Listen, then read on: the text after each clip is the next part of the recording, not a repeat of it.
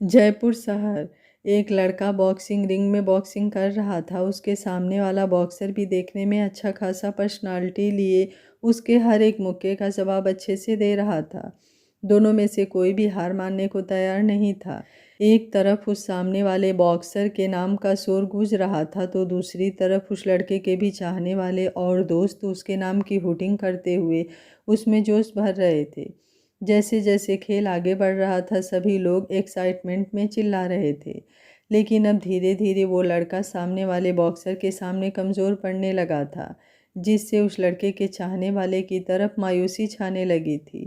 और दूसरी तरफ रॉकी रॉकी का शोर बढ़ते जा रहा था।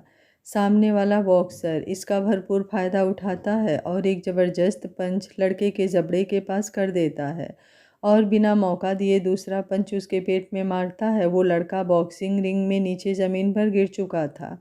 उसके दोस्त आंखें बंद कर अफसोस में सर हिलाने लगते हैं। रेफरी उस लड़के के पास खड़े होते हुए 10 से काउंटडाउन स्टार्ट कर देते हैं। उसके दोस्त चिल्ला चिल्ला कर उस लड़के को उठाने को कह रहे थे लेकिन वो लड़का उठ नहीं पा रहा था। रेफरी उस लड़के के पास खड़े होते हुए 10 से काउंटडाउन स्टार्ट कर देते हैं। उसके दोस्त चिल्ला चिल्ला कर उस लड़के को उठने को कह रहे थे लेकिन वो लड़का उठ नहीं पा रहा था। रेफरी 5 तक काउंट कर चुके थे। सामने वाला बॉक्सर रॉकी अपने दोनों हाथ ऊपर कर अपनी जीत का जश्न मना रहा था। तभी एक लड़का अंदर आते हुए रिंग पे के पास आकर चिल्लाता है, अच्छा तेरे दादाजी का कॉल आ रहा है। ये सुनते ही अचानक उस लड़के की आंखों के सामने आज सुबह का दृश्य उभरने लगता है और जैसे जैसे उसे याद आ रहा था उसकी नसें फूलने लगी थी। रेफरी के 2 तक काउंट करते करते एकाएक वो लड़का उछलकर खड़ा हो जाता है और एक ज़ोरदार घूंसा रॉकी के पेट पर जड़ देता है। कुछ देर के लिए पूरे रिंग में शांति छा गई थी। किसी को कुछ समझ नहीं आया, क्योंकि जहां कुछ देर पहले रॉकी के चेहरे पर बड़ी सी स्माइल लिए हाथ हिला हिलाकर अपने फैंस के साथ खुश हो रहा था, वहीं पर अब वो बेहोशी की हालत में बॉक्सिंग रिंग का ज़मीन चाट रहा था। 10-15 सेकंड के अंदर उस लड़के के दोस्त खुशी से चिल्लाते हुए उछल पड़े। रेफरी अब रॉकी के सामने खड़ा होकर अपनी गिनती स्टार्ट कर चुका था, लेकिन उसे सुनने के लिए अब रॉकी होश में ही नहीं था। अब उस लड़के के चाहने वाले के चेहरे पर खुशी दमक रही थी, वहीं उसके दोस्त उसके नाम का शोर करते हुए बॉक्सिंग रिंग की रस्सियां पकड़कर लटक लटक कर चढ़ने की कोशिश कर रहे थे। अच्छ अच्छ के शोर से अब पूरा रिंग गूंज रहा था। रेफरी का काउंटिंग पूरा हो चुका था लेकिन रॉकी के शरीर में हलचल भी नहीं हो रही थी। रेफरी अब उस लड़के यानी अच्छ का हाथ उठाकर विनर घोषित कर देता है। इसी के साथ उसके दोस्त रिंग में घुसते हुए उसे अपने कंधे पर उठा लेते हैं। अच्छ मुस्कुराते हुए, अबे कंजरों मुझे नीचे तो उतारो, मुझे चोट लगी हुई है। उसका एक दोस्त कुड़ाल, अरे हम लोग तो खुशी में भूल ही गए, चल तुझे डॉक्टर के पास लेकर चलते हैं। अच्छ बॉक्सिंग रिंग से बाहर निकलते हुए, डॉक्टर की ज़रूरत नहीं है, मैं ठीक हूँ। तभी वो लड़का नितिन जिसने फ़ोन कॉल के बारे में बताया था फिर से उसके पीछे भागते हुए, अबे यार तू तो अपनी सारी भड़ास यहाँ बॉक्सिंग में निकाल लिया, लेकिन घर पर तेरे दादू फिर से भड़क गए होंगे। उनका बार बार फ़ोन आ रहा है, ले अपना फ़ोन। मैंने तो डर के मारे फ़ोन रिसीव भी नहीं किया। अचानक से सभी दोस्तों को अपने आसपास का और भयानक प्रतीत होता है। सभी की नज़र अच्छ पर जाती है जिसका चेहरा गुस्से से डार्क हो गया था। उसके उभरे हुए मसल और फूली हुई नसें इस वक्त उसे इतना डरावना बना रहे थे कि उसके चारे दोस्तों को भी अब भी कुछ भी बोलने से डर लग रहा था। तभी सामने की गाड़ी से एक लड़का बाहर निकलकर आते हुए अच्छ को अपने गले से लगा लेता है। ये देख बाकी चारों दोस्तों के सांस में सांस आती है। अच्छे उस लड़के को खुद से दूर करने की कोशिश करता है लेकिन वो लड़का उसे मजबूती से गले लगाए हुए क्यों करता है इतना गुस्सा, जानता है ना इससे तेरी तबीयत खराब हो जाती है। अच्छा अपनी आंखें बंद करते हुए, तबीयत ही तो खराब होती है, मौत तो आती नहीं, बीच अधर में केवल तड़पाती है। ये सुनते ही उन पांचों लड़कों की आंखों भी नम हो जाती है। अतीत का एक साया सभी की आंखों से आकर गुजर जाता है। गले लगाए हुए वाला लड़का उसके बालों में हाथ फेरते हुए, कितनी बार कहा है ऐसी बातें नहीं करते, जानता है ना ये ज़िंदगी ऊपर वाले की नेमत होती है। और फिर क्या हम लोगों के लिए भी तुझे जीने का मन नहीं करता। अच्छा बोला, कोशिश तो कर ही रहा हूँ लेकिन आज फिर मौत ही सबसे खूबसूरत लग रही है। उसने तो मुझे तोड़ा ही था, आज मेरे अपनों ने भी मुझे मिटाने में कोई कसर नहीं छोड़ी है। कुणाल उसके पीठ पर एक मुक्का जमाते हुए, तू बहुत बोलने लगा है अनी, लगता है आज केवल इसे पीटना ही लिखा है, पहले बॉक्सिंग रिंग में और अब हमारे हाथों से। अनी उर्फ अनिकेत, जो अच्छे को गले लगाए हुए था, मुस्कुराते हुए, कह तो तू ठीक ही रहा है, क्या बोलता है धुलाई शुरू किया जाए, कहते हुए बाकी सब की तरफ इशारा करता है। अच्छ वहाँ से भागने की कोशिश करते हुए, देख मेरे पास मत आना, दूर रहो तुम सब, नहीं तो तुम लोगों को छोड़ूंगा नहीं। लेकिन अगले ही पल पांचों दोस्त अच्छ को ज़मीन पर लेटाए गुदगुदी करके हाल बेहाल किए हुए थे। अच्छ जोर जोर से हंसते हुए, यारों अब तो छोड़ दो। अनिकेत बोला, नहीं पहले तू वादा कर, फिर तू ऐसी बातें नहीं करेगा।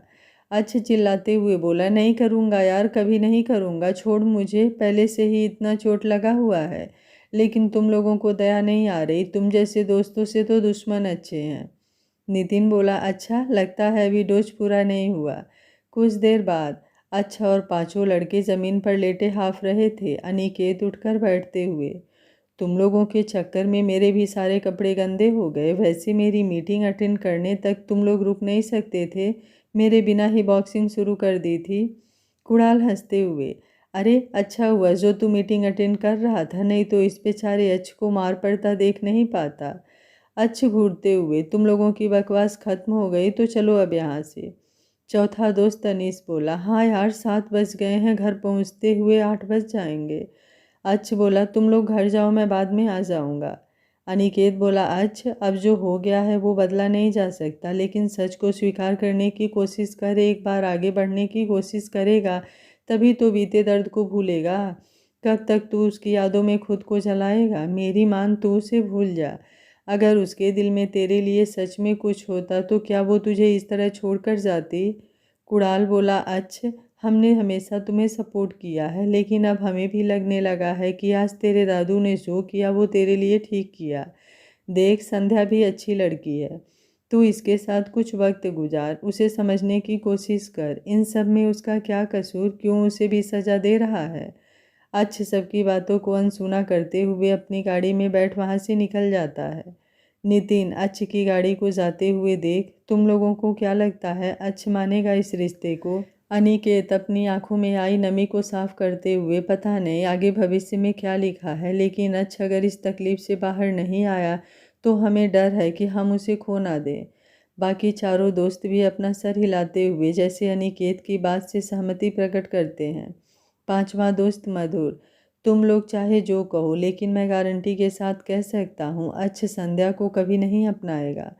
तुम लोगों ने अभी तक रियल ज़िंदगी या रील ज़िंदगी दोनों में अभी तक यही देखा है कि शादी के बाद पत्नी से प्यार हो ही जाता है, लेकिन जितना मैं अच्छ को जानता हूँ उसके लिए बस एक ही चीज़ मायने रखती है, मोहब्बत, और वो अपने हिस्से की मोहब्बत कर चुका है। अच्छे अपनी वफाई मोहब्बत उसके ही नाम कर दिया है और इसमें वो कोई धोखेबाजी नहीं करेगा, भले ही उस लड़की ने धोखा दिया। अनिकेत बोला, मैं भी तुम्हारी बात से सहमत हूँ, लेकिन क्या करूँ, अपने दोस्त को इस तरह अंधेरे के गर्त में जाते भी नहीं देख सकता। जानता हूँ आज दादू को वैसा नहीं करना चाहिए था, लेकिन हम लोग भी तो बेबस हैं, कुछ नहीं कर पाए इसके लिए। कुणाल बोला, अब हम लोगों को भी घर निकलना चाहिए, भूल मत वो अच्छा सिंस सूर्यवंशी है, आज तक उसे कोई तोड़ने वाला पैदा नहीं हुआ, चाहे दिल में लाख दर्द हो, लेकिन हम लोगों के सामने नहीं टूटेगा, अब सब कुछ ऊपर वाले के हाथ में है। सभी दोस्त अपने घर के लिए निकल जाते हैं। अनिकेत और कुणाल एक साथ जैसे ही घर पहुंचते हैं, एक दहाड़ती हुई आवाज़ दोनों के कानों में पड़ती है, कहाँ थे आप लोग और अच्छांश कहाँ है। अनिकेत और कुणाल अपनी नज़र झुकाए गुस्से में मुठ्ठियाँ बांधे खड़े थे। सामने अच्छांश के दादाजी राघवेंद्र सिंह सूर्यवंशी अपनी दमदार पर्सनालिटी के साथ खड़े थे। उनके पीछे अच्छांश की मां अस्मिता सिंह सूर्यवंशी और घर के बाकी सदस्य खड़े थे। उन्हीं के पीछे एक पिलर की आड़ में एक लड़की का साया भी नजर आ रहा था, जिसे देखने से ही लग रहा था कि वो एक नई नवेली दुल्हन है। वो अपनी बड़ी बड़ी कचरारी आंखों से सामने सबको देख रही थी, जिससे साफ पता चल रहा था कि उसे भी बेसब्री से अच्छांश के बारे में जानने की तलब लगी थी। राघवेंद्र सिंह सूर्यवंशी, मैंने आप दोनों से कुछ पूछा है। अनिकेत बोले, हमें नहीं पता अच्छांश कहाँ है। कुणाल भी उसकी हाँ में हाँ मिलाते हुए, उसने हमें कुछ नहीं बताया। राघवेंद्र जी बोले, आप दोनों अपनी औकात भूल गए हैं। आप दोनों को रखा किस लिए गया है? लगता है अच्छांश ने आप लोगों को सर पर चढ़ा कर रखा है। भूल गए कि आप उसके बॉडीगार्ड हैं। उसके सुरक्षा की जिम्मेदारी आप दोनों पर है। अनिकेत बोला, सॉरी बड़े हुकुम, लेकिन छोटे हुकुम ने हमें अपने साथ आने से मना कर दिया था। खुद अपनी गाड़ी लेकर कहीं निकल गए। राघवेंद्र बोला, उन्होंने मना किया और आप लोग मान गए। अस्मिता जी आगे आते हुए, बाबूजी इन लोगों पर गुस्सा क्यों हो रहे हैं? आप जानते हैं ना अच्छ को, वो हमेशा अपने मन की करता है। आज जो भी हुआ उससे उसके मन को चोट पहुंची है। हमें थोड़ा वक्त तो देना ही होगा। राघवेंद्र जी थोड़ा नरम पड़ते हुए, मैं भी कोई उसका दुश्मन तो नहीं हूँ। जो किया उसके अच्छे के लिए ही किया है। अस्मिता जी बोली, अच्छा चलिए आप भी आराम कर लीजिए। घर में आज ही नई बहू आई है, ये सब देखकर उसे अच्छा नहीं लगेगा। अनिकेत और कुणाल घर से बाहर आते हुए वहीं पास के घर में चले जाते हैं। दोनों चचेरे भाई थे। इनके पिता राघवेंद्र सिंह सूर्यवंशी के यहाँ मुनीब और अंगरक्षक थे।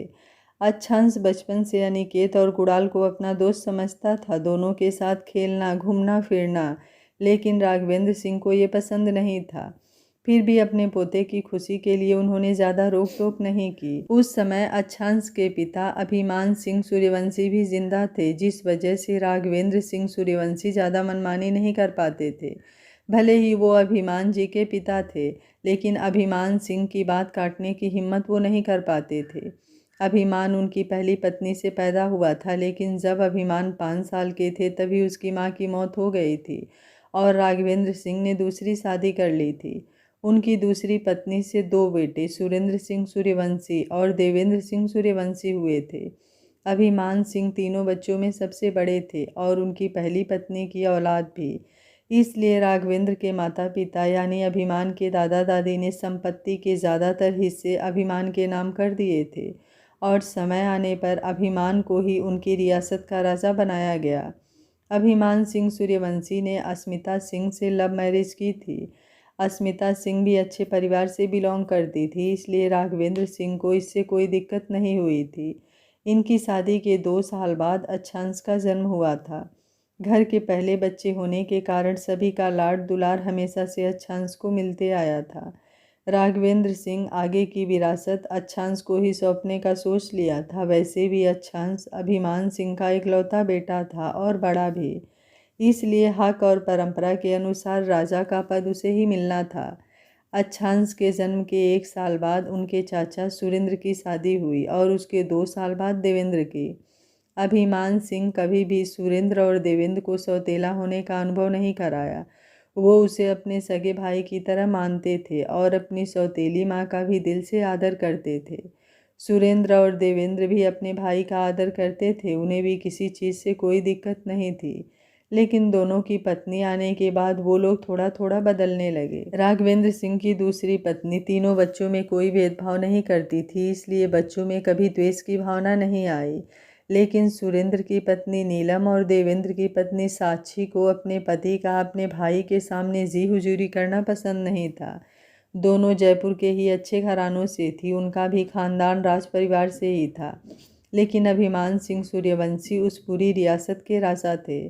राजतंत्र खत्म हो चुका था, लेकिन अभी भी उस क्षेत्र के लोग अपने राजा का मान आदर करते थे और उन्हें सम्मान देते थे। परंपरा के अनुसार राज्याभिषेक भी किया जाता था। अभिमान सिंह अपने बलबूते टेक्सटाइल का बिजनेस शुरू किया था, जो आज बड़े पैमाने पर विदेश तक फैल चुका था।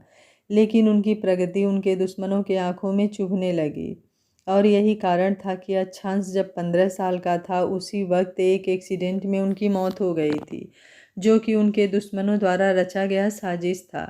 उनके मरते ही अपनों के असली चेहरे भी सामने आने लगे। राघवेंद्र सिंह भी अपने जवान बेटे की मौत से टूटने लगे थे, इसलिए उन्होंने कुणाल और अनिकेत को अच्छांश का बॉडीगार्ड बना दिया। अस्मिता जी भी अपने बेटे के लिए अब बहुत ही ज़्यादा प्रोटेक्टिव हो गई थी। पति को खोने के बाद उनका एकमात्र सहारा अच्छांश ही था। अनिकेत और कुणाल को इससे कोई ऐतराज़ नहीं था, क्योंकि अच्छांश ने कभी भी उसे नौकरों की तरह ट्रीट ही नहीं किया, हमेशा अपना दोस्त और भाई समझता था। उन दोनों को भी अच्छांश के पास रहने का मौका मिल गया। लेकिन आज राघवेंद्र सिंह की बातें सुन दोनों को थोड़ी तकलीफ पहुंची थी। फिर भी दोनों अपनी हकीकत समझते थे। हमेशा से अपने पापा और चाचा को राघवेंद्र सिंह का हुक्म बजाते देखा था। अनिकेत और कुणाल के जाने के बाद राघवेंद्र सिंह अपने कमरे की तरफ बढ़ जाते हैं। अस्मिता जी बाकी सबको भी अपने कमरे में जाने को कह उस लड़की के पास आती हैं जो पिलर के पीछे खड़ी थी। अस्मिता जी उसके सर पर हाथ फेरते हुए, परेशान मत होइए, आप भी जानती हैं अच्छांश के लिए ये सब स्वीकार करना इतना आसान नहीं है, इसलिए आपको थोड़ा सब्र रखना ही होगा। वो लड़की अपनी आंखों में आई नमी को साफ करते हुए, माँ साहब चिंता मत कीजिए, मुझे कोई शिकायत नहीं है, मैं बस इसलिए परेशान हो रही हूँ कि उन्होंने आज खाना भी नहीं खाया है, पता नहीं वो ठीक है या नहीं। अस्मिता जी मुस्कुराते हुए, आपके जैसे बहू पाकर हम धन्य हो गए हैं। मुझे विश्वास है कि जल्दी ही अच्छांश भी आपको समझेगा। चलिए अभी जाकर आराम कीजिए, मैं कपड़े भिजवाती हूँ, आप ये सब चेंज कर लीजिए। वो लड़की बोली, माँ साहब मेरा नाम संध्या है और मैं आपकी बेटी जैसी हूँ, इसलिए इतनी फॉर्मेलिटी मत कीजिए, मुझे तुम कहकर ही बुलाइए। अस्मिता जी मुस्कुरा देती हैं। वो लड़की संध्या अपने कमरे में आते हुए अपने कपड़े चेंज करती है। अभी तक उसने दुल्हन का लिबास पहना था। फ्रेश होने के बाद बेड पर आकर लेट जाती है। उसके दिमाग में सुबह से जो भी हुआ था वही बातें सोचने लगती है। इधर अच्छांश अपनी गाड़ी लेकर काफ़ी फास्ट ड्राइविंग करते हुए जाने कितनी देर तक सड़कों पर भटकता रहता है। दिमाग में बार बार आज सुबह की बातें ही चल रही थी। उसके साथ अतीत के जख्म भी ताज़ा होने लगे थे। जब खुद को कंट्रोल नहीं कर पाता तो फ्रस्ट्रेशन से अपनी गाड़ी को जोर से ब्रेक लगाते हुए अपने हाथ को स्टीयरिंग पर मार देता है। कुछ देर तक स्टीयरिंग पर सर रखे खुद को शांत करने की कोशिश करता है। फिर गाड़ी के दरवाज़ा खोलते हुए बाहर आता है। ये एक खुला मैदान था। जहाँ तक नज़र जा रही थी केवल बालू ही बालू नज़र आ रहे थे। आसमान में चमकता चाँद और टिमटिमाते सितारे रात के अंधेरे को कुछ कम करने की कोशिश कर रहे थे। हल्की ठंडी हवाएं मन को सुकून पहुंचा रही थीं, लेकिन आज अच्छांश के दिल को सुकून नहीं मिल रहा था।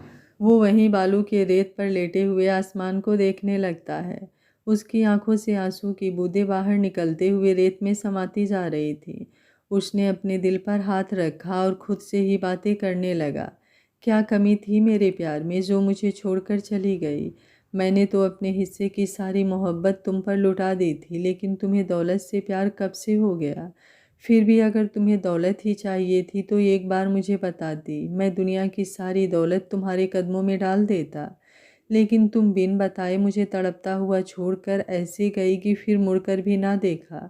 कितना चाहता हूँ तुमसे नफ़रत करना, लेकिन फिर भी नफ़रत नहीं हो पाती।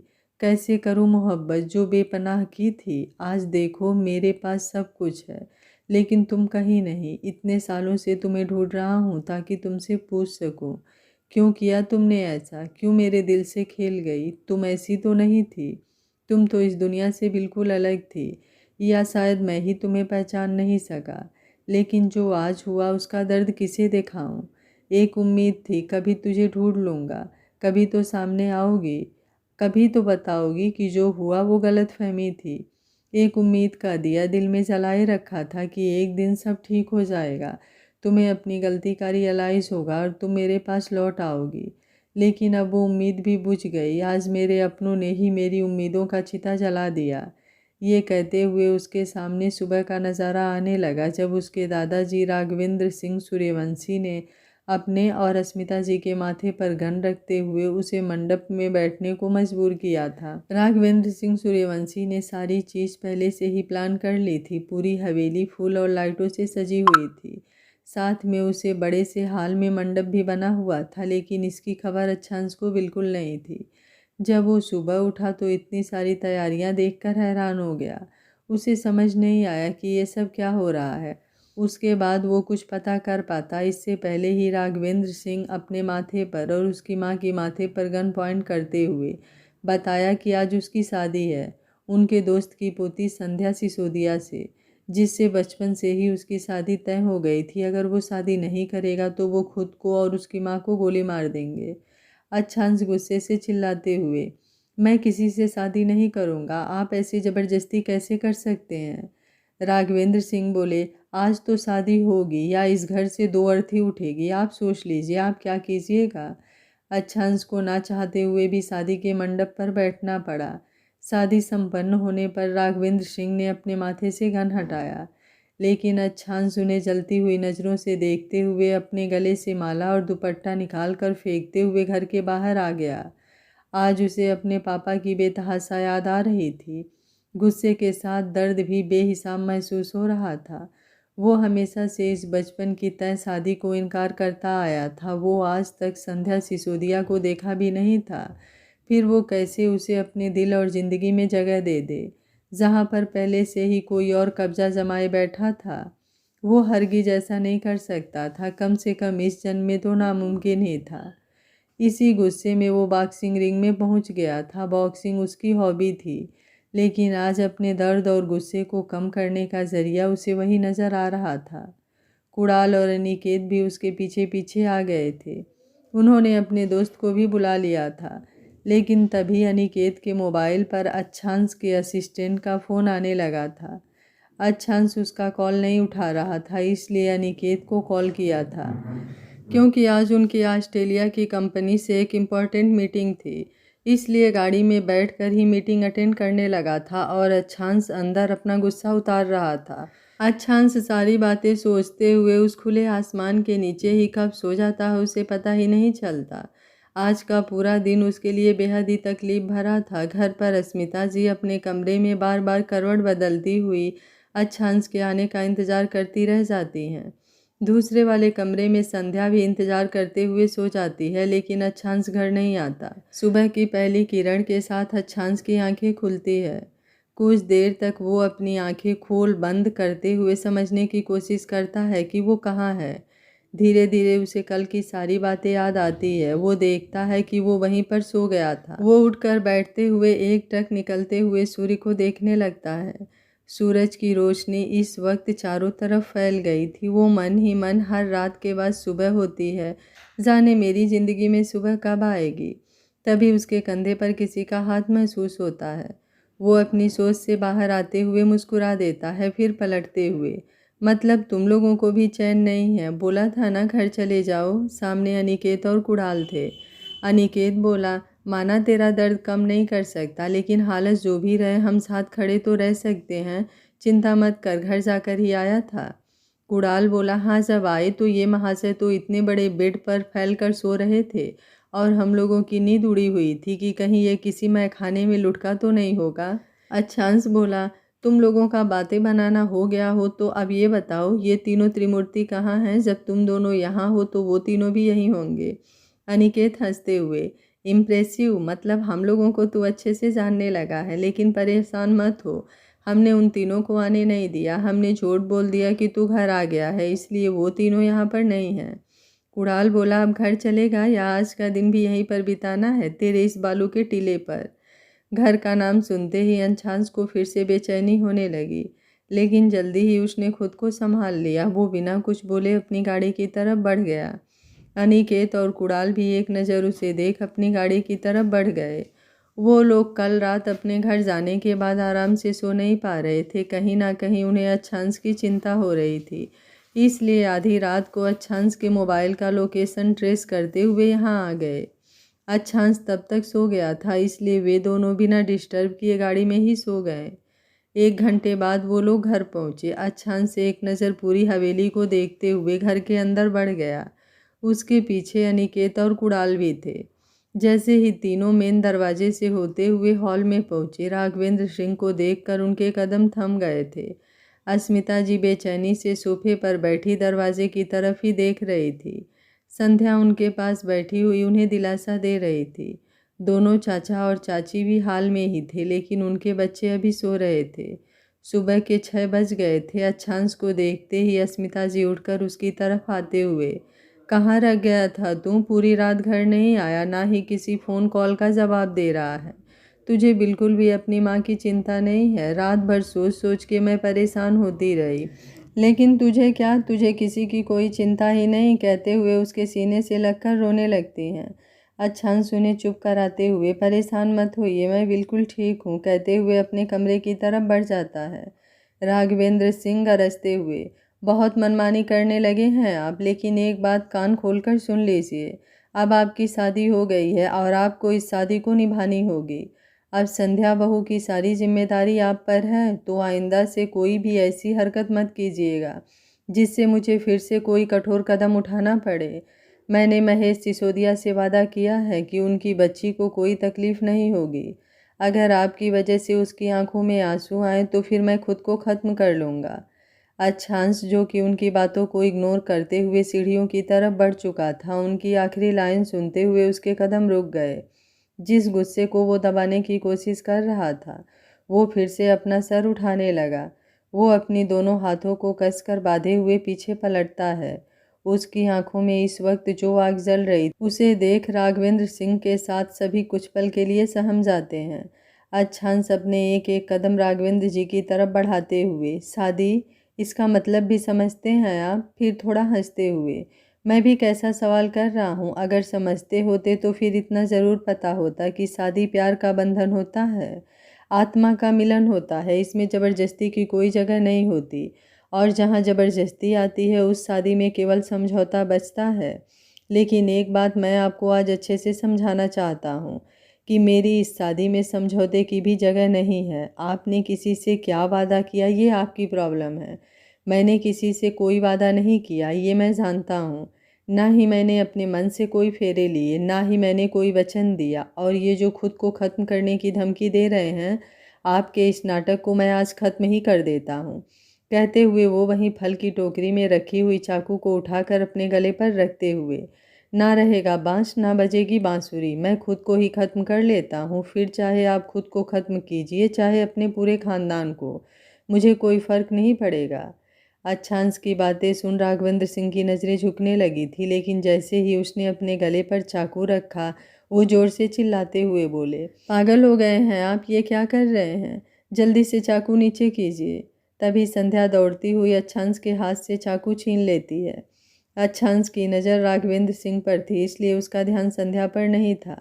लेकिन जैसे ही संध्या उसके हाथ से चाकू छीनती है, वो जलती नज़रों से उसे देखते हुए, आज ये हिम्मत कर ली, आइंदा से ध्यान रखे, मुझसे दूरी बना कर रहना।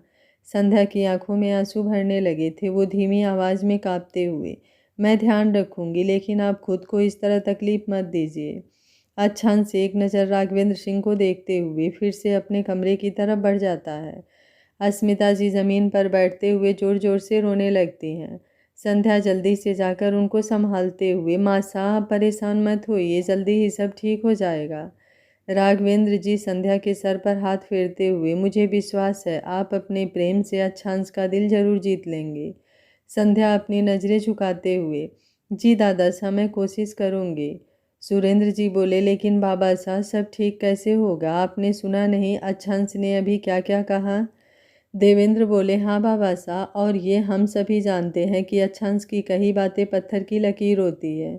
नीलम जी मुंह बनाते हुए, आप ये क्या कह रहे हैं जी? आखिर बाबा साहब ने ये सब किया है तो कुछ अच्छा सोच कर ही किया होगा। साक्षी बोली, हाँ जी, आखिर इस घर में एक अच्छांश ही तो सबको नज़र आता है। राघवेंद्र जी बोले, सुरेंद्र, देवेंद्र, अपनी पत्नी को लेकर कमरे में जाइए, आप लोगों को कुछ सोचने की ज़रूरत नहीं है, जो भी होगा हम देख लेंगे। कहते हुए वो अपने कमरे में आ जाते हैं। देवेंद्र और सुरेंद्र भी अपनी अपनी पत्नी के साथ कमरे में चले जाते हैं। सर्वेंट अभी ब्रेकफास्ट रेडी कर रहे थे। संध्या अस्मिता जी को उठाकर सोफे पर बैठाते हुए, माँ साहब, आप इस तरह चिंता करेंगी तो आपकी तबीयत बिगड़ जाएगी, प्लीज़ आप चुप हो जाइए। अस्मिता जी संध्या के गालों पर हाथ रखते हुए, क्या करूँ बेटा, आज आपने अच्छांश का गुस्सा देखा, मुझे तो अब कोई उम्मीद ही नहीं हो रही कि सब ठीक हो जाएगा। लेकिन इन सब के बीच तुम्हें बिना गलती की सज़ा मिल रही है।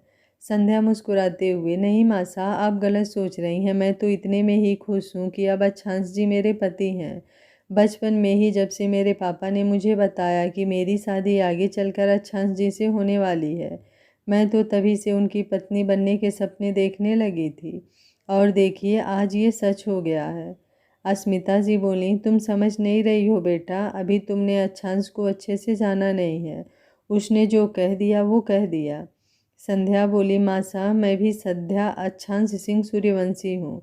मैं भी जो ठान लेती हूँ वो करके रहती हूँ। आप देखिएगा कुछ ही दिनों में आपका बेटा मुझे पूरे मान सम्मान के साथ अपनाएगा भी और प्यार भी करेगा। मुझे अपनी सिंदूर पर विश्वास है। अस्मिता जी अपनी आंखें पोंछते हुए, काश तुम जो कह रही हो वो सच हो जाए, मुझे भी तुम दोनों को एक साथ देखकर खुशी होगी। संध्या बोली, बिल्कुल मासा, इसलिए आप चिंता छोड़िए, चलिए कमरे में चलकर आराम कीजिए। पूरी रात आप आराम नहीं कर पाए। अस्मिता जी बोली, तुझे कैसे मालूम? संध्या बोली, मासा मैं भी तो रात भर उनका इंतजार कर रही थी, मुझे भी उनकी चिंता हो रही थी। फिर आप तो माँ हैं। अस्मिता जी मुस्कुराते हुए बोली, बहुत समझदार है, बड़ी बड़ी बातें भी करती हो, लेकिन बेटा अच्छांश को मनाना इतना आसान नहीं है। दोनों बातें करते हुए कमरे में आ जाती हैं। अस्मिता जी बिछावन पर लेटते हुए, तुम भी जाकर आराम कर लो। संध्या कमरे से बाहर आ जाती है। अनिकेत और कुणाल हाल में ही एक तरफ खड़े सब देख रहे थे।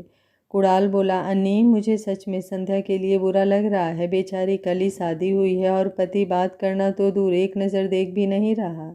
अनिकेत बोला, बुरा तो मुझे भी लग रहा है, लेकिन हम क्या कर सकते हैं? जब तक अंशांश के दिल में इसके लिए कोई भावना नहीं जागती हम कुछ नहीं कर सकते। कुणाल बोला, देखने में तो सुंदर है, स्वभाव भी अच्छा लग रहा है, उसकी बातें सुनकर तो लग रहा है कि यह अंशांश से बहुत प्यार करती है। क्या पता इसके प्यार में अंशांश भी बदल जाए और इसे अपना ले। अनिकेत बोला, भगवान करे ऐसा ही हो, नहीं तो बहुत सारे रिश्ते उलझ जाएंगे। दोनों अपनी बातें करते हुए घर से बाहर जाने लगते हैं। तभी संध्या उन्हें आवाज़ देते हुए, भाई साहब लोग कहाँ जा रहे हैं? अनिकेत मुस्कुराते हुए, हम लोग घर ही जा रहे थे। संध्या बोली, आप लोग यहीं पर नाश्ता कर लीजिए, आप तो जानते हैं अच्छांश जी कितने गुस्से में हैं, आप लोग रहेंगे तो उन्हें थोड़ा संभाल लेंगे। कुणाल हिचकिचाते हुए, जी लेकिन हम लोग यहाँ कैसे? संध्या बोली, आप दोनों अच्छांश जी के दोस्त हैं, इसलिए मुझे भाभी कहें या मेरा नाम भी ले सकते हैं, और परेशान होने की कोई ज़रूरत नहीं है। आप लोग यहीं नाश्ता करेंगे, बस फाइनल। अनिकेत और कुणाल को संध्या का व्यवहार बहुत पसंद आता है। दोनों मुस्कुराते हुए, जैसा आप कहें भाभी साहब। ये सुन संध्या के होठों पर मुस्कुराहट आती है। संध्या बोली, चलिए आप दोनों यहाँ पर बैठकर बातें कीजिए, तब तक मैं उन्हें देखकर आती हूँ। अनिकेत और कुणाल हाँ में सिर हिला देते हैं। संध्या अपने कमरे की तरफ बढ़ जाती है, लेकिन जैसे जैसे वो कमरे के पास आ रही थी उसे थोड़ा डर लगने लगा था। फिर भी वो खुद को संभालते हुए अपने कमरे में आती है। पहले दरवाजे से झांक कर अंदर देखती है, जब कोई नज़र नहीं आता तो अंदर कमरे में आ जाती है। पानी की आवाज़ से वो समझ जाती है कि अच्छांश सभी वाशरूम में है। वो जल्दी से अलमारी खोलकर अच्छांश के लिए कपड़े निकाल कर बेड पर रख देती है, फिर जल्दी से कमरे से बाहर आ जाती है। उसके कमरे से बाहर आते ही अच्छांश वाशरूम से बाहर आता है। इस वक्त उसने कमर पर तौलिया लपेट रखा था, अपर बॉडी पूरी नेक्ड थी। अपने हाथों से बालों को झाड़ते हुए इस वक्त बेहद ही अट्रैक्टिव लग रहा था।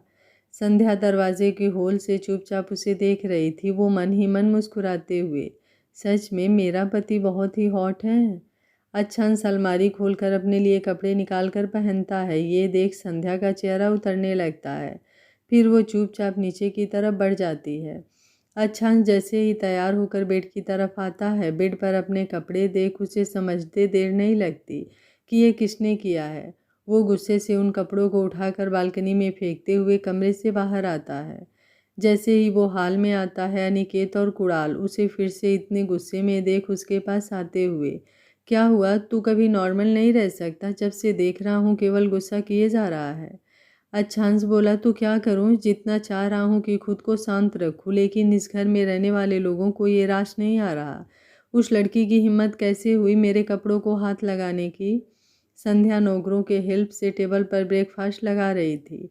अच्छांश की बातें सुन थोड़ा डर जाती है। कुणाल बोला, अच्छा तू क्यों बात समझने की कोशिश नहीं कर रहा है, बिना वजह गुस्सा कर रहा है? अच्छांश बोला, अच्छा मैं बिना वजह गुस्सा कर रहा हूँ तो तुम लोग यहाँ क्या कर रहे हो, जाओ यहाँ से। अनिकेत बोला, यार तू गलत समझ रहा है, चल अभी इस बात को छोड़, कल से भी तूने कुछ नहीं खाया है, चलकर पहले ब्रेकफास्ट कर। अच्छांश अनिकेत की बात मानते हुए दोनों के साथ ब्रेकफास्ट टेबल पर आता है।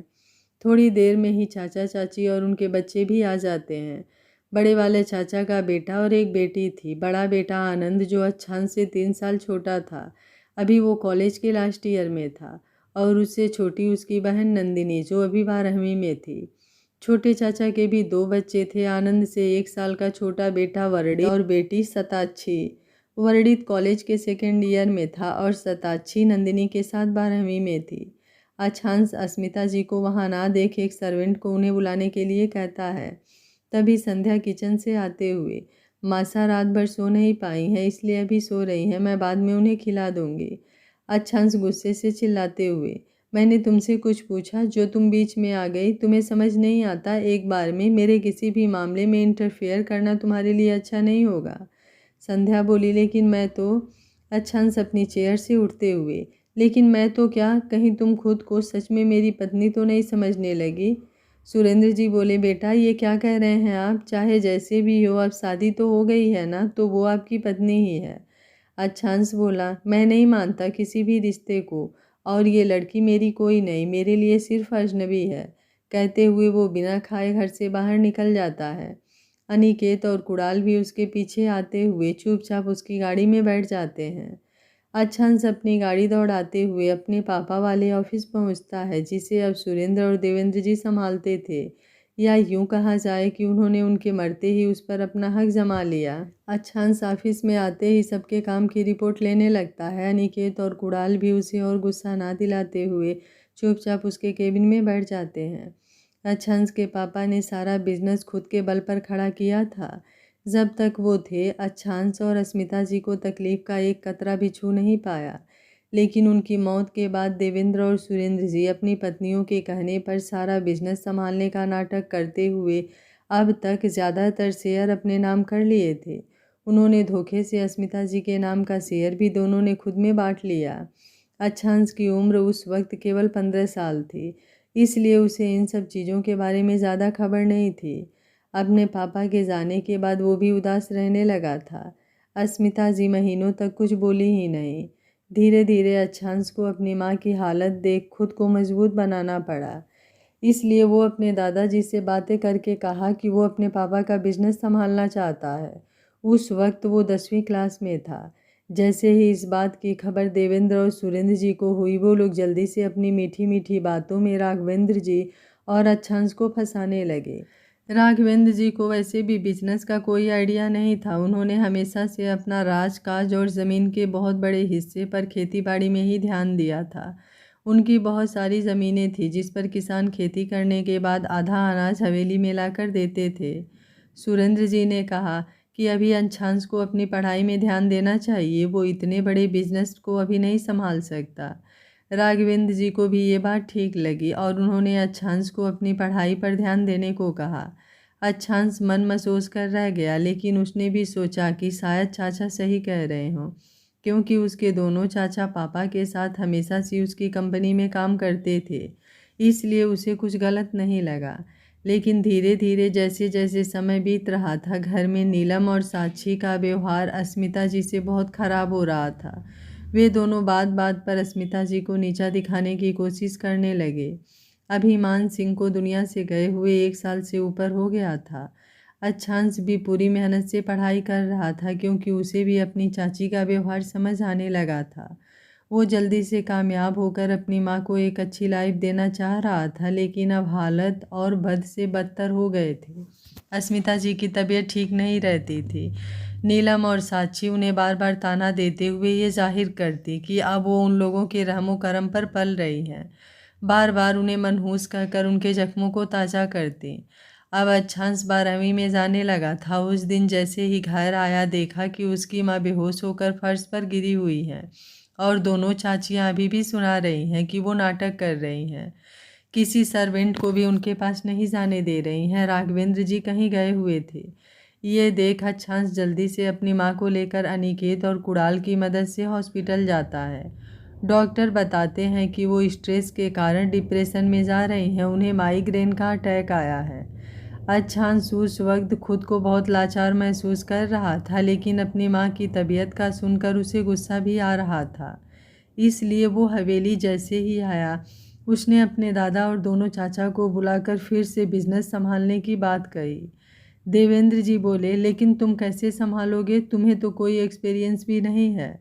अक्षांश बोला, एक्सपीरियंस काम करने से आता है, इसलिए मैं सोच चुका हूँ कि मैं सारा बिजनेस खुद देखूँगा। ये सुनते ही देवेंद्र और सुरेंद्र के पैरों तले ज़मीन खिसक गई, क्योंकि अब सच्चाई सबके सामने आने वाली थी। नीलम बोली, तुम्हें क्या लगता है कि वो सारा बिजनेस तुम्हारा है? उनमें तुम्हारे दोनों चाचा का भी हक है। आखिर सबसे ज़्यादा मेहनत इन दोनों ने ही की है। अच्छांश बोला, ये बिजनेस मेरे पापा का है, उन्होंने सब अपनी मेहनत से बनाया है, इसलिए अब मैं कोई बहस नहीं चाहता। कल से मैं खुद ऑफिस जाऊंगा और सभी लोग कान खोलकर सुन ले। अगर किसी ने भी मेरी माँ से बदतमीजी की तो वो इस हवेली से बाहर जा सकता है। ये सुनते ही उन लोगों के तन बदन में आग लग गई और गुस्से में उन्होंने सच्चाई बक दी। साक्षी बोली, तुम क्या निकालोगे हमें इस हवेली से? आखिर है क्या तुम्हारा? सब हम लोगों का है। ये तो तुम्हें एहसान मानना चाहिए कि हम तुम्हारे बाप के जाने के बाद तुम्हारा और तुम्हारी माँ का खर्चा उठा रहे हैं। ये सुनते ही राघवेंद्र जी चिल्लाते हुए, जवान संभाल कर बात करिए बहू, आपकी हिम्मत भी कैसे हुई इन लोगों से बारे में ऐसी बात करने की? सुरेंद्र जी बोले, क्यों नहीं बात करें बाबा साहब, आखिर गलत क्या कहा उसने? भाई के साथ कंपनी में मेहनत तो हम लोगों ने भी की है और उनके जाने के बाद भी हम लोग ही संभाल रहे हैं। आपसे तो कुछ होता नहीं, अब सारी चीज़ें हम दोनों भाइयों को ही देखनी पड़ती है। ये सुनते ही राघवेंद्र जी हैरानी से अपने दोनों बेटों को देखने लगे। उन्होंने अपनी पत्नी की तरफ देखते हुए, देख रही हैं आपके बेटे कैसे बात कर रहे हैं? राघवेंद्र जी की दूसरी पत्नी मालिनी जी, मैं क्या कहूँ, मुझे तो कुछ समझ ही नहीं आ रहा। देवेंद्र बोला, देखो अच्छांश, इस बिजनेस पर तुम्हारा कोई हक नहीं है, ये हम दोनों भाइयों का है और इस पर हमारे बच्चों का हक है। फिर भी हम तुम्हें इस घर में रख रहे हैं, तेरे पढ़ाई लिखाई का खर्चा उठा रहे हैं, तुम दोनों माँ बेटों को दोनों टाइम खाना खिला रहे हैं, ये बहुत है, इससे ज़्यादा हम लोग नहीं कर सकते। इसलिए चुपचाप शांति से रहो और अपनी पढ़ाई पर ध्यान दो। अस्मिता जी अपने कमरे में बैठी सबकी बातें सुन रही थी। उनके हाथ में अभिमान जी की तस्वीर थी। वो रोते हुए, आप क्यों चले गए हम दोनों को छोड़कर? देखिए, जिस भाई को आपने इतना प्यार दिया, इतनी अच्छी ज़िंदगी दी, वो लोग हमारे बेटे को क्या क्या सुना रहे हैं। अच्छांश गुस्से से सबको एक नज़र देखते हुए अपने माँ के कमरे में आता है। अच्छांश बोला, माँ अब हम इस हवेली में एक पल नहीं रुकेंगे। अस्मिता जी बोली, लेकिन बेटा हम जाएंगे कहाँ? फिर तेरे पापा की सारी यादें इस हवेली से जुड़ी हुई हैं। अच्छांश बोला, माँ पापा हमारे दिल में रहते हैं, इस निर्जीव हवेली में नहीं, जहाँ के लोगों में केवल स्वार्थ भरा हुआ है। आपको मुझ पर विश्वास है ना? अस्मिता जी अच्छांश का चेहरा अपने हाथों में लेते हुए, तू तो मेरे जिगर का टुकड़ा है, तुझ पर विश्वास नहीं करूँगी तो किस पर करूँगी? अच्छांश बोला, तो फिर सारी चिंताएं छोड़कर मेरे साथ चलिए। अस्मिता जी भी अब ज़्यादा जवाब सवाल ना करते हुए एक छोटे से बैग में अपने ज़रूरी कपड़े और चीज़ें पैक करती हैं। अच्छांश भी अपने कमरे में आकर ज़रूरी चीज़ लेकर अनिकेत को फ़ोन करता है और उसे सारी बात बताता है। अनिकेत बोला, लेकिन तू जाएगा कहाँ? अच्छांश बोला, कहीं भी, लेकिन इस हवेली में नहीं रहूँगा। बस इस वक्त मुझे कुछ पैसों की ज़रूरत है, तू बंदोबस्त कर सकता है, मैं बाद में ब्याज सहित लौटा दूँगा। अनिकेत बोला, ये कैसी बातें कर रहा है तू? माना हम ज़्यादा अमीर नहीं हैं, लेकिन हमारी दोस्ती में ये दौलत कब से आने लगी? तू चिंता मत कर, मैं थोड़ी देर बाद तुझे फ़ोन करता हूँ। उसके बाद अनिकेत अपने पापा से बात करके अच्छांश को फ़ोन करता है। उसके बाद अच्छांश अस्मिता जी को लेकर हॉल में आता है। इस तरह उन्हें बैग के साथ तैयार देख राघवेंद्र जी और उनकी पत्नी हैरान होते हुए, अच्छांश, अस्मिता बहू, ये क्या है, तुम लोग कहीं जा रहे हो? अच्छांश बोला, हाँ अब मुझे इस हवेली में नहीं रहना, ये हवेली आप लोगों को ही मुबारक हो। राघवेंद्र जी बेचैन होते हुए, ये तुम क्या कह रहे हो? ये हवेली तुम्हारी है, तुम लोग इसे छोड़कर कैसे जा सकते हो? अच्छांश बोला, अगर ये हवेली हमारी होती तो आज आपके दोनों बेटों को इतनी बोलने की हिम्मत नहीं होती और मुझे दूसरे की चीज़ों पर ज़बरदस्ती हक जताना अच्छा नहीं लगता। आप लोग चिंता मत करिए। अच्छांश अभिमान सिंह सूर्यवंशी इतना कमज़ोर नहीं कि अपनी माँ की जिम्मेदारी ना उठा सके। मालिनी जी, अस्मिता बहू, एक औरत डोली में आती है और अर्थी में जाती है, तुम ये पाप मत करो। अस्मिता जी बोली, माँ साहब सही कहा आपने, लेकिन मेरी अर्थी तो उठ चुकी है अपने पति के साथ ही। अब मैं केवल अच्छांश की माँ हूँ और जहाँ मेरा बेटा रहेगा ये माँ भी तो वहीं रहेगी ना। आप लोग मुझे माफ़ कर दीजिए। कहते हुए अच्छांश के साथ घर से बाहर आती हैं। हवेली छोड़ते हुए तकलीफ़ तो हो रही थी, लेकिन हर दिन की जिल्लत से अच्छा था कि अपने स्वाभिमान के साथ रहें। बाहर अनिकेत और कुणाल अपनी गाड़ी लेकर खड़े थे। अच्छांश अपनी माँ को बैठाते हुए गाड़ी में बैठ जाता है। लगभग आधे घंटे बाद ये लोग एक छोटे से घर के सामने थे। अस्मिता जी बोली, बेटा ये किसका घर है? अच्छांश बोला, माँ ये अनिकेत के पापा का घर है, उन्होंने हमें किराए पर दिया है क्योंकि वे लोग हवेली वाले बने घर में ही रहते हैं, इसलिए ये खाली है। आप चिंता मत कीजिए, जैसे ही मैं कोई अच्छी सी जॉब करने लगूंगा आपके लिए एक नया घर लूँगा। अस्मिता जी की आंखें फिर से छलकने लगी। आज उनका 17 साल का बेटा पूरी तरह से परिपक्व हो चुका था। उसका बचपना कहीं खो गया था, लेकिन शायद यही किस्मत थी। वो घर 3 कमरों का छोटा सा मकान था। बीच में हॉल और एक तरफ किचन था। अच्छांश अनिकेत और कुणाल के साथ साफ सफाई करके सारी चीज़ें सेटल करता है। अच्छांश अगले दिन से जॉब की तलाश में भटकने लगा, लेकिन पढ़ाई पूरी ना होने की वजह से काम मिलना मुश्किल हो रहा था। अपने कुछ रखे पैसे और अनिकेत के लिए पैसों से एक महीना किसी तरह गुजर गया, लेकिन ऐसे कब तक चलता। एक दिन उसने अपने स्कूल में सुना कि जयपुर में बॉक्सिंग चैंपियनशिप होने वाली है, जिसमें जीतने वाले को 1 लाख मिलेगा।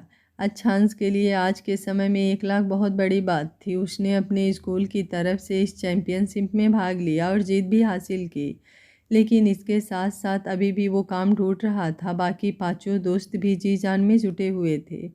एक दिन नितिन ने बताया कि उसके चाचा के लोहे की ग्रिल बनाने वाली छोटी सी फैक्ट्री है, लेकिन उसमें वर्कर का काम है। अच्छांश के लिए ये एक मौका था। उसने बिना किसी झिझक के ये काम करना स्वीकार किया। अनिकेत और कुणाल को थोड़ी चिंता हो रही थी। महलों का राजकुमार जिसने आज तक अपने कपड़े नहीं धोए थे, वो लोहा उठाने का काम कैसे कर सकता था। उन्होंने मना भी किया, लेकिन अच्छांश नहीं माना। अगले 2-4 दिनों में नितिन ने अच्छांश को अपने चाचा से मिलवाया और वहाँ का काम दिखाया। अच्छांश 1-2 दिन में अच्छे से काम करना सीख गया। लोहे को आग से तपाना, निकालना, उनकी वेल्डिंग करना, जिससे उसके महीने के 10,000 मिल जाते थे। पांचों दोस्त के हेल्प से सारी मुश्किलें आसान होने लगी थी, क्योंकि फ्री टाइम में उनके साथ बैठकर अपना पढ़ाई भी कर लेता था। माँ की देखभाल के लिए भी पांचों में से कोई ना कोई घर पर रहता, जिससे उनकी तबीयत की भी चिंता नहीं थी। 12वीं का एग्ज़ाम देते ही उसने ऑनलाइन किसी कंपनी में जॉब की तलाश शुरू कर दी थी, और इसी समय उसकी ज़िंदगी में आई उसकी मोहब्बत, उसकी ज़िंदगी। आज प्रेजेंट टाइम में अच्छांश के पास सारी चीज़ें थी। उसका अपना बिजनेस था, साथ ही पापा की टेक्सटाइल्स बिजनेस में भी उसके शेयर थे, और उसका ऑनर भी था। हवेली भी उसकी थी, लेकिन यहाँ तक पहुँचने के लिए उसने दिन का चैन और रात की नींद हराम की थी। खुद को फौलाद की तरह मजबूत बनाया था। आज उसका सामना करने की हिम्मत जयपुर में ही नहीं, पूरे इंडिया में भी किसी की नहीं थी। अच्छांश अभी भी सारी रिपोर्ट चेक कर रहा था। अनिकेत कुणाल को इशारा करते हुए केबिन से बाहर चला जाता है। थोड़ी ही देर में वो एक ट्रे में सैंडविच और जूस का गिलास लेकर अंदर आता है। फिर दोनों दोस्त ज़बरदस्ती उसका सारा काम बंद कर उसे नाश्ता कराते हैं। साथ में वो लोग भी करते हैं। वैसे भूख तो लगी ही थी। अच्छांश खाना खाने के बाद आराम से चेयर पर आंखें बंद कर कुछ देर रेस्ट करने लगता है। अनिकेत और कुणाल बाकी काम देखने लगते हैं। अच्छांश आंखें बंद किए हुए फिर से अपने अतीत में डूबने लगता है। आंखों के सामने एक मुस्कुराता चेहरा लहराने लगता है, जिसे महसूस करते ही उसके होठों पर भी मुस्कुराहट आ गई थी। कुणाल की नज़र जैसे ही अच्छांश के चेहरे पर जाती है, वो अनिकेत को इशारा करता है। अनिकेत भी अच्छांश को इस तरह मुस्कुराते हुए देख आंखें बंद करते हुए धीरे से, भगवान जाने आगे क्या होगा। कुणाल बोला, अब तो मुझे भी डर लग रहा है। अच्छा कभी भी उसे नहीं भूल सकता, वो उसके रूह तक समाई हुई है।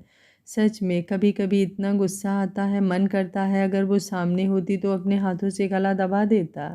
अनिकेत बोला, चुप हो जा, नहीं तो अच्छा कहीं तेरा ही गला ना दबा दे। चाहे ये कितना भी नफ़रत करने का दिखावा कर ले, लेकिन इतना तो हम जानते हैं कि ये उससे कभी नफ़रत नहीं कर सकता। मुझे तो अफ़सोस होता है उस पर, कितनी बदकिस्मत थी। सच्ची मोहब्बत को दौलत के तराजू में तौल कर चली गई। बस दुख इस बात का है कि मेरे दोस्त की ज़िंदगी भी छीन कर ले गई। उसका हंसना मुस्कुराना सब कुछ तो अपने साथ ले गई। अच्छांश के कानों में इन लोगों की बातें सुनाई दे रही थी। वो अपनी आंखें खोलते हुए, तुम लोगों को कोई और काम नहीं है? अनिकेत बोला, अच्छा तू शांति से एक बार मेरी पूरी बात सुनेगा? अच्छांश बोला, क्या बात करनी है तुझे? अनिकेत बोला, पहले तू वादा कर बिना गुस्सा हुए हमारी बात सुनेगा। देख, हम कोई फैसला तुझ पर नहीं थोप रहे, बस तुझे समझाने की कोशिश कर रहे हैं। हम लोग मानते हैं कि कल जो दादू ने किया वो बिल्कुल गलत है। मैं कभी भी किसी भी ज़बरदस्ती के रिश्ते में विश्वास नहीं करता, लेकिन तू भी तो सही नहीं है। जो तुझे छोड़कर चली गई उसके लिए खुद को और अपनों को सज़ा दे रहा है। अच्छांश हैरान होते हुए, मैं किसको सज़ा दे रहा हूँ? अनिकेत बोला, तुझे क्या लगता है? तुझे इस तरह देख तुम्हारी माँ को अच्छा लगता है? हम लोगों को एक बार देख, तुझे इस तरह घुट घुट कर जीते देख कितनी तकलीफ़ होती है। फिर इन बातों को छोड़ भी दे तो तू मुझे एक बात बता, जो भी हुआ है उसमें संध्या भाभी सा की क्या गलती? ये सुनते ही अच्छांश गुस्से से चिल्लाते हुए, उसे मेरे साथ जोड़ने की कोशिश मत कर। कुणाल भी थोड़ा ज़ोर से बोलते हुए, यही तेरी गलती है, बिना किसी बात को समझे बस तुझे केवल गुस्सा करना है। अनिकेत बोला, तू अपने गुस्से में कुछ भी नहीं देख पा रहा है। संध्या अच्छी लड़की है, कल से ही तेरी नफ़रत और गुस्से का शिकार हो रही है, लेकिन फिर भी तेरी माँ को संभाल रही है। हम लोगों से इतने अच्छे से बात कर रही है। उस घर में तुझे और आंटी को छोड़कर बाकी सब हमें नौकर ही समझते हैं, लेकिन तुझे पता है आज संध्या ने क्या कहा? हमें भाई सा कहा। तू समझ रहा है उसे रिश्तों की कितनी रिस्पेक्ट है? मेरे भाई, एक बार शांति से इस बात को सोच और तब कुछ डिसीजन ले। फिर भी अगर तेरा दिल नहीं मानता तो उसे पत्नी का दर्जा ना सही, लेकिन इंसान होने का रिस्पेक्ट तो कर सकता है। तू उसे एक बार बात कर, शांति से समझाने की कोशिश कर। अच्छांश अपनी आंखें बंद करते हुए, तुम लोग मेरी हालत कभी नहीं समझ सकते। मुझे भी कोई शौक़ नहीं है किसी पर बेवजह गुस्सा करने का, लेकिन तुम लोग मानोगे नहीं, जाने क्यों मुझे उस लड़की के पास से नेगेटिविटी महसूस होती है। मैं जब कल मंडप में बैठा था और कन्यादान के लिए जब उसका हाथ मेरे हाथ से स्पर्श हुआ, ऐसे लगा मेरे हाथों में किसी ने दुनिया की सबसे गंदी चीज़ रख दी है। आज भी जब वो मेरे सामने आई मुझे कुछ अच्छा नहीं लगा, एक अजीब सी फीलिंग आई। कुणाल बोला, देख अब तू ज़्यादा सोच रहा है, तू उससे प्यार नहीं करता इसलिए तुझे ऐसा लग रहा है। अच्छांश हल्का सा मुस्कुराते हुए, मैंने कहा था ना तुम लोग नहीं समझोगे, लेकिन चल मैं तुम्हारी बात मानकर एक बार उससे बात करने की कोशिश करूँगा, लेकिन इतना तो तय है वो मेरी पत्नी कभी नहीं बनेगी। ना धर्म से, ना मन से, ना जिस्म से, ना रूह से, ना कानून से, ये हक उसे कभी नहीं मिलेगा। कहते हुए वो अपने चेयर पर से उठकर विंडो पर खड़ा हो जाता है। आसमान में चमकते सूरज की तरफ देखते हुए अपनी आंखें बंद कर दोनों बाहें फैलाता है और आंखों के सामने फिर से एक खूबसूरत चेहरा मुस्कुराने लगता है।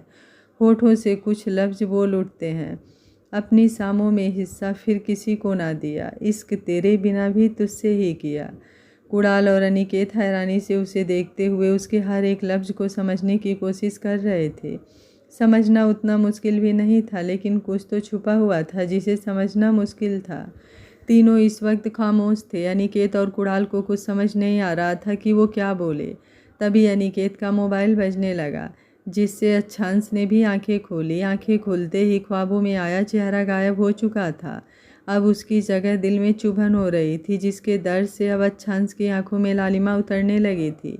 लेकिन जल्दी ही उसने खुद को संभाल लिया। बीते 4 सालों में उसने इस दर्द के साथ जीना सीख लिया था। अनिकेत के मोबाइल पर नितिन का कॉल था और बाकी दोनों दोस्त भी कॉन्फ्रेंस पर थे। वे लोग गुस्से में पूछ रहे थे कि अच्छांश कहाँ है।